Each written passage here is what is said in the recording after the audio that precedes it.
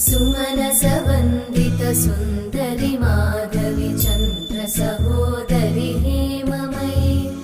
मुनिगणवन्दित मोक्षप्रदायिनि मञ्जुळभाषिणि वेदनुते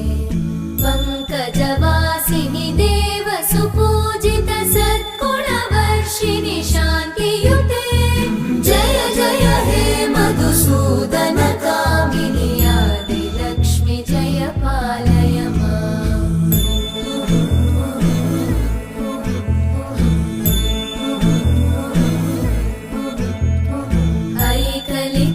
ऐकलिकल्मषनाशिनि कामिनि वैदिकरूपिणि वेदमये क्षीरसमुद्भव